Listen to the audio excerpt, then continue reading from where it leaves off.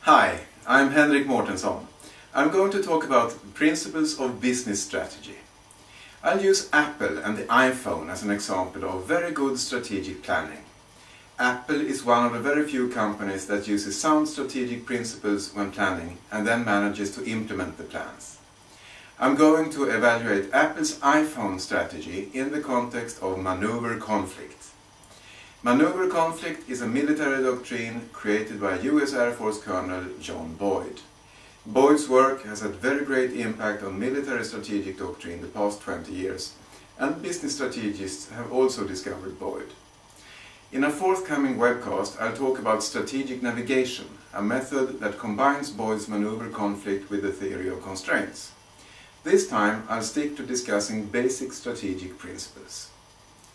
Maneuver conflict holds that the ability to execute decision loops faster than the opposition confers a very great strategic advantage.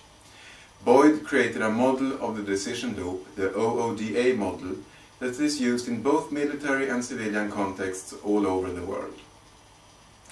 A company that can observe the market, the competition and itself, orient itself, that is, analyze the data and synthesize a model based on the relationships between the pieces of data, and then decide, based on the model, which leverage points to push, and act with unity so that the entire organization makes a concerted effort to push in the direction of the decision a little bit faster than the competition, that company will win.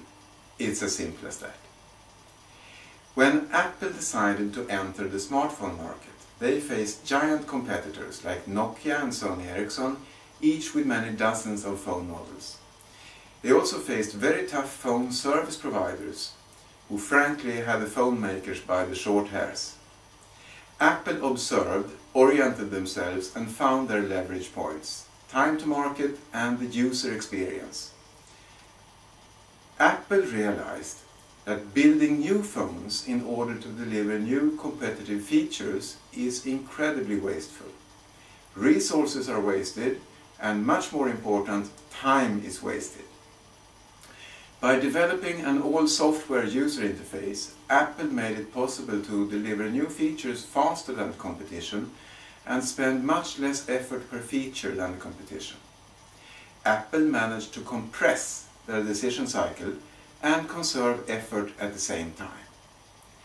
Speaking of pinching, Apple is very strong in design aesthetics and usability. The Apple vision of aesthetics and usability provide a unifying vision for the company and its customers. In the maneuver conflict doctrine, such a vision is called a noble vision.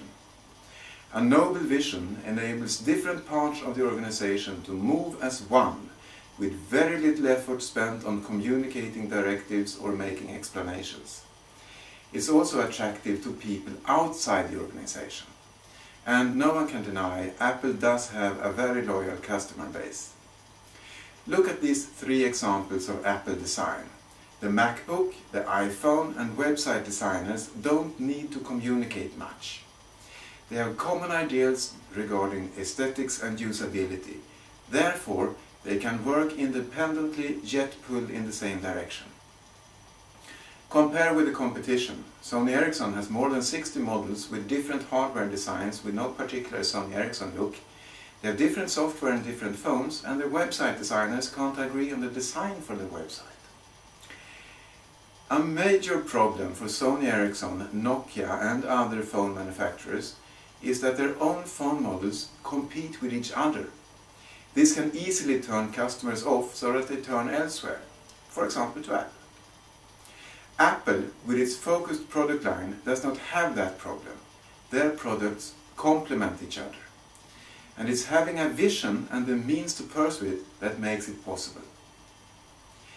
Apple also understands the importance of focus. They focus on excelling in certain areas and justified holding actions in others. For example, in the first generation iPhone, Apple sacrificed 3G capability for more talk and standby time. Everything they did was focused on pursuing the, in their view, ultimate user experience. One focus point was web browsing.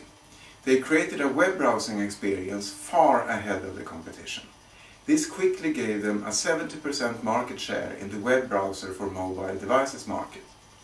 That's just a fraction of a percent of the total market, but it's leverage when dealing with phone service providers. Instead of offering the iPhone to as many service providers as possible, Apple announced they would let service providers in each country bid for an iPhone contract. Apple divided the opposition and turned the service providers into competing power centra.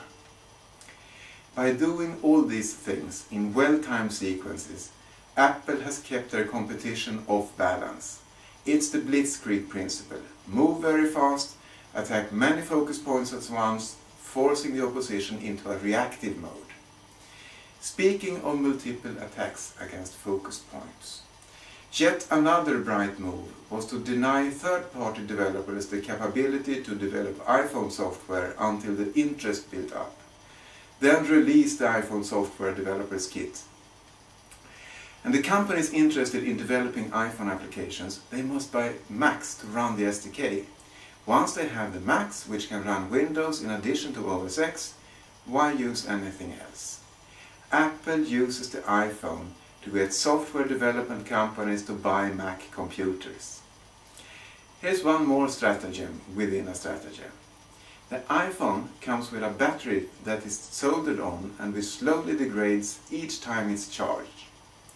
After a couple of years, an iPhone owner is faced with the choice of sending the iPhone away to have the battery replaced and pay a hefty service fee, or buy the latest, hottest iPhone. Of course, many will choose to buy a new iPhone. In effect, Apple has provided the iPhone with an expiration date. This will help ensure there is always a market for new iPhones. Finally, Apple is good at keeping strategies secret. For example, Apple outsourced much of the production of the iPhone. Each contractor received only the information they needed to build their part. Apple kept the control over the overall design and of course over the user interface. Summing up, the principles used by all good strategic methods are speed, noble vision, focus, divide the opposition, have multiple synchronized stratagems, attract the undecided, present the opposition with a dilemma, and keep your strategy secret. There are many methods of strategy development that can be used to formulate strategies as good as Apple's. Most of the time, when an organization uses such a method, comes up with a good strategy and implements it, the result is close to nothing. I'll talk about that problem and how to overcome it next time. Be seeing you.